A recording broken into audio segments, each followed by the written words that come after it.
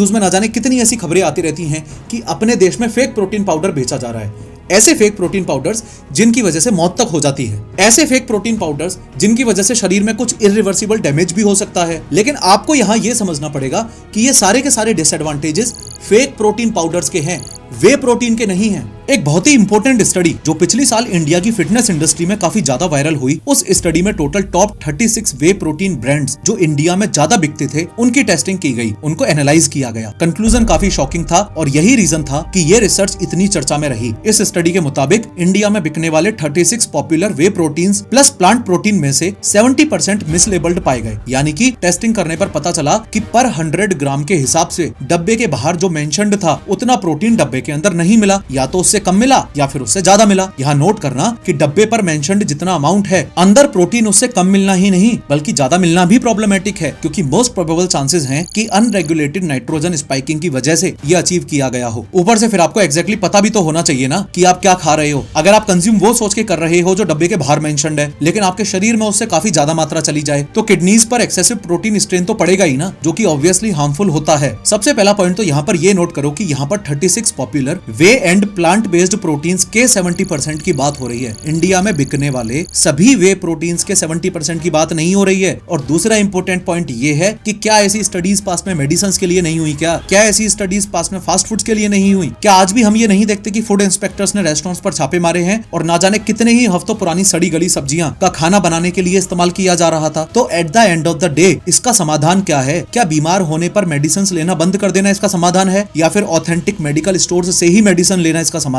है? क्या रेस्टोरेंट्स में खाना खाना बंद कर देना इसका समाधान है, या फिर हाइजीन मेंटेन करने वाले और ट्रांसपेरेंसी रखने वाले रेस्टोरेंट्स में जाकर फूड कंज्यूम करना इसका समाधान है? लेकिन ये स्टडी जब पब्लिश हुई या फिर न्यूज में कभी फेक प्रोटीन पाउडर बनाने वाली गैंग को बस्ट किया जाता है तो अपनी मेन स्ट्रीम मीडिया की एक जजमेंटल टोन हो जाती है। न्यूज एंकर्स जिनको फिटनेस इंडस्ट्री का एफ भी नहीं पता और न्यूट्रिशनल गाइडलाइंस का एन भी नहीं पता, जिनको ये तक नहीं पता कि वे प्रोटीन एग्जैक्टली क्या है और कैसे बनता है, ये न्यूज एंकर्स अपना कंक्लूजन दे देते हैं कि भैया प्रोटीन पाउडर तो दुनिया में सबसे खराब चीज है, सारे ही प्रोटीन पाउडर बेकार होते हैं, दुनिया में किसी को भी प्रोटीन पाउडर कंज्यूम नहीं करना चाहिए। लेकिन असल में न्यूज एंकर्स की कोर रिस्पॉन्सिबिलिटी ये बनती है कि ये इस बात को लेके ज्यादा से ज्यादा अवेयरनेस फैलाएं कि जैसे ऑलमोस्ट हर खाने की चीज में मिलावट आने के चांसेस होते हैं, वैसे ही प्रोटीन पाउडर्स में भी मिलावट आने के चांसेस होते हैं। और इस लेटेस्ट स्टडी को लोगों के सामने पुट करने का सही तरीका था लोगों में अवेयरनेस फैलाना, लोगों को ये बताना कि ये देखो, ये रही आपके सामने पूरी की पूरी लिस्ट, ये प्रोटीन प्रोडक्ट्स के नाम है, इस वाले कॉलम में इन प्रोटीन्स को बनाने वाली मैन्युफैक्चरर कंपनीज के नाम है, इतना % प्रोटीन इनके अंदर डिटेक्ट हुआ है, जबकि इतना % प्रोटीन इनके डब्बों के बाहर लेबल पर लिखा हुआ था। ये डिफरेंस जितना ज्यादा हरा और जितना ज्यादा लाल की तरफ है, यानी कि जितनी ज्यादा एक्सट्रीमिटीज में है, प्योर प्रोटीन होने के उतने ही कम चांसेस हैं। और इंडियन मीडिया को ये क्लैरिफाई करना चाहिए कि वे प्रोटीन पाउडर्स खरीदते वक्त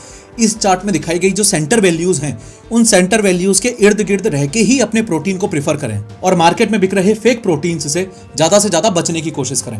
ना कि रैंडमली न्यूज में सबके सामने आके बेवकूफों की तरह ये बोल देना कि भैया प्रोटीन पाउडर तो बहुत ही बेकार चीज है, उससे जान जाती है, कोई भी प्रोटीन पाउडर कंज्यूम करो ही मत। सच कहूं तो यह दुर्भाग्य की बात है कि वे प्रोटीन पाउडर्स को सप्लीमेंट के रूप में देखा जाता है। इसको ऐसे समझो कि जो कुछ भी हम खाते या पीते हैं वो टोटल 2 पार्ट्स में डिवाइडेड है, एक तो फूड और दूसरा है फूड सप्लीमेंट्स। तो जो न्यूट्रिएंट्स हमको अपने रेगुलर फूड इंटेक से नहीं मिल सकते, जैसे विटामिन, मिनरल्स, प्रोटीन्स एक्सेट्रा, वो न्यूट्रिएंट्स हम फूड सप्लीमेंट्स से यानी कि मेन खाने के अलावा किसी चीज से लेने की कोशिश करते हैं। सप्लीमेंट का मतलब ही होता है एड ऑन, और सही मायने में देखा जाए तो वे प्रोटीन पाउडर्स को फूड सप्लीमेंट नहीं, फूड में कैलकुलेट किया जाना चाहिए। प्रोटीन पाउडर्स को और ज्यादा नॉर्मलाइज करने की जरूरत है। इंडिया में बढ़ती हुई प्रोटीन डेफिशिएंसी को कंपनसेट करने के लिए हमको अपनी आवाज उठानी पड़ेगी और लोगों को यह बताना पड़ेगा कि वे प्रोटीन पाउडर्स या फिर प्रोटीन पाउडर्स इन जनरल आपके लिए कोई फूड सप्लीमेंट नहीं बल्कि एक तरीके से फूड ही है। अगर आप लैक्टोज इंटॉलरेंट नहीं हो तो वे प्रोटीन पाउडर आपकी रोजमर्रा जिंदगी का एक हिस्सा होना चाहिए,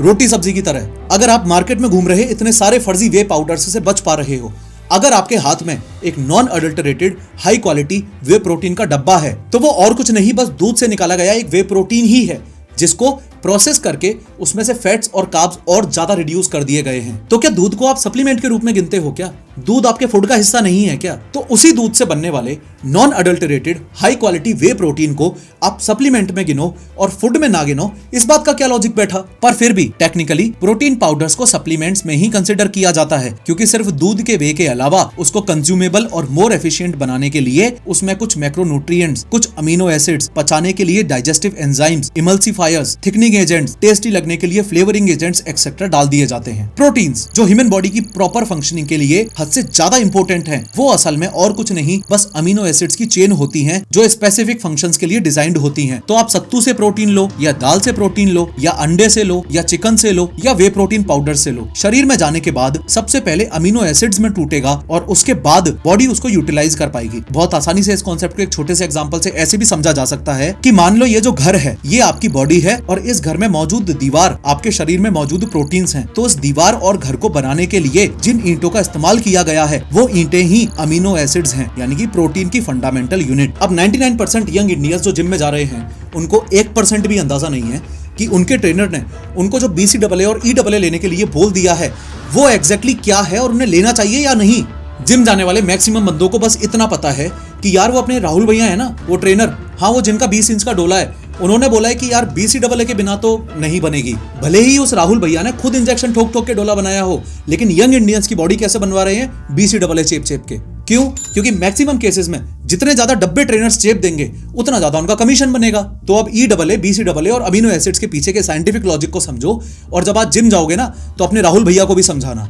देखो, यूं तो अपने शरीर में काफी अमीनो एसिड्स होते हैं, लेकिन अगर सिर्फ उन अमीनो एसिड्स की बात की जाए जो अपनी बॉडी प्रोटीन्स बिल्ड करने के लिए यूज करती है तो वो टोटल 20 होते हैं। इन 20 अमीनो एसिड्स को प्रोटीनोजेनिक अमीनो एसिड्स भी बोल दिया जाता है। ये 20 अमीनो एसिड्स मेनली 2 पार्ट्स में डिवाइडेड हैं। 20 में से 9 तो हैं एसेंशियल अमीनो एसिड्स EAA और बचे हुए 11 होते हैं non essential amino acids. EAA का मतलब होता है ऐसे अमीनो एसिड्स जो हमारी बॉडी खुद से नहीं बना सकती और जो डाइट हम कंज्यूम करते हैं उससे हमें मिलने चाहिए। वहीं नॉन एसेंशियल अमीनो एसिड्स का मतलब होता है ऐसे अमीनो एसिड्स जो अपनी बॉडी खुद से सिंथेसाइज कर लेती है, या यूं कह लो कि जिनको बनाने के लिए अपने शरीर को एक्सटर्नल डाइट पर निर्भर नहीं रहना पड़ता। जिम जाने वाले लोग वे प्रोटीन पाउडर और प्री वर्कआउट्स के अलावा अपनी वर्कआउट परफॉर्मेंस को एनहेंस करने के लिए सबसे कॉमन सप्लीमेंट जो यूज करते हैं वो आपके सामने रखे हुए इन दोनों डब्बों में से कोई भी एक हो सकता है। या तो वो BCAA होगा या फिर वो EAA होगा। सेम अमाउंट का EAA का डब्बा थोड़ा महंगा आता है, लेकिन BCAA का डब्बा थोड़ा सस्ता आता है। इन दोनों ही डब्बों में से आपको कौन सा लेना चाहिए और क्यों, ये समझने के लिए एक बार नॉन एसेंशियल अमीनो एसिड्स वाली लिस्ट को भूल जाओ और सिर्फ इस EAA वाली लिस्ट पर फोकस करो। ये जो 9 एसेंशियल अमीनो एसिड्स हैं, इनमें से भी 3 ऐसे हैं जिनका केमिकल स्ट्रक्चर एक ट्री ब्रांच की तरह दिखता है, इसलिए इन तीनों को ब्रांच्ड चेन अमीनो एसिड्स यानी कि BCAA बोला जाता है। और ये तीनों हैं ल्यूसीन, आइसोल्यूसीन और वेलिन। आसान भाषा में आप इसको ऐसे समझो कि अगर सभी EAAs ब्रिक्स हैं तो ये तीनों BCAAs जो कि EAA के सबसेट ही हैं, ये BCAAs थोड़ी और स्पेशल ब्रिक्स हैं जो मसल ग्रोथ, रिकवरी और रिपेयरिंग में और ज्यादा तेजी से हेल्प करती हैं। ध्यान देने वाली बात यह है कि बाकी अमीनो एसिड्स के केमिकल स्ट्रक्चर के कंपैरिजन में इन 3 branched chain amino acids BCAAs के केमिकल स्ट्रक्चर के अलग होने की वजह से ये डायरेक्टली मसल्स में ही मेटाबोलाइज हो सकते हैं। इस लिस्ट पर नजर मारो। इस लिस्ट में मौजूद BCAAs को छोड़ के ये सभी एसेंशियल अमीनो एसिड्स और नॉन एसेंशियल अमीनो एसिड्स इससे पहले की प्रोटीन सिंथेसिस के लिए मसल्स के पास जाएं, इनको लिवर मेटाबॉलिज्म या लिवर प्रोसेसिंग की जरूरत पड़ती है। लेकिन इस लिस्ट में ये जो 3 BCAA आपको दिख रहे हैं ये डायरेक्टली स्केलेटल मसल में ही मेटाबोलाइज हो जाते हैं। ऐसा इसलिए क्योंकि तीनों ही BCAA को मेटाबोलाइज करने के लिए जो एंजाइम्स चाहिए होते हैं वो लीवर में है ही नहीं। As a result BCAA exercise के दौरान एक क्विक एनर्जी सोर्स का काम करता है EAA के कंपैरिजन में। यहाँ तक आपको शायद ऐसा लग रहा हो कि फिर तो BCAA ज्यादा महंगा होना चाहिए EAA से, क्योंकि BCAA फटाफट एनर्जी प्रोवाइड कर रहा है। बट द आंसर इज पर केजी EAA का डब्बा ज्यादा महंगा आता है क्योंकि वो एक complete amino acid profile provide कर रहा है। 6 EAAs के साथ बचे हुए 3 BCAAs भी इंक्लूडेड प्रोवाइड करता है। 100 बात की एक बात यह है कि BCAA लो अगर वर्कआउट के बीच एनर्जी चाहिए और मसल ब्रेकडाउन रोकना हो तो, और EAA लो अगर बेटर रिकवरी, मसल ग्रोथ और कंप्लीट प्रोटीन सिंथेसिस चाहिए हो तो। प्लस क्योंकि BCAA तो इंक्लूडेड है ही तो BCAA वाले फायदे तो इसमें मिलेंगे ही। एक इंपॉर्टेंट सवाल ये है कि जिम जाने वाले मेल्स और फीमेल्स जो प्रोटीन पाउडर्स यूज करते हैं उसमें प्रोसेसिंग के टाइम वैसे भी EAA और BCAA ऐड कर दिए जाते हैं। जैसे मैं जो प्रोटीन पाउडर यूज करता हूँ उसकी एक सर्विंग 39 ग्राम की है उसमें मैक्सिमम ग्राम्स तो प्रोटीन होता है, 11 ग्राम्स EAA के हैं, BCAA इंक्लूडेड, और रिमेनिंग ग्राम्स बाकी चीजों के लिए। अब सवाल ये है कि जब EAA या BCAA पहले से ही मुझे अपने प्रोटीन पाउडर में मिल रहा है तो मैं अलग से उसके लिए डब्बा क्यों खरीदूं? EAA के डब्बे की एक सर्विंग है 10 ग्राम की, प्रोटीन पाउडर की एक सर्विंग में मुझे जो प्रोटीन मिल रहा है उसके अलावा 11 ग्राम तो EAA का ही है, तो EAA के डब्बे की एक सर्विंग से 1 ग्राम ज्यादा तो मुझे अपने प्रोटीन पाउडर की एक सर्विंग से ही मिल रहा है, तो मैं एक्स्ट्रा पैसे क्यों खर्च करूं? इसका आंसर है timing difference. Generally protein powder post workout या मील्स में लिया जाता है, लेकिन ड्यूरिंग वर्कआउट अगर कम फटीग या टारगेटेड अमीनो एसिड्स चाहिए तो BCAA और EAA हेल्पफुल हो सकते हैं, लेकिन ये सभी सप्लीमेंट्स प्रोसेस्ड होते हैं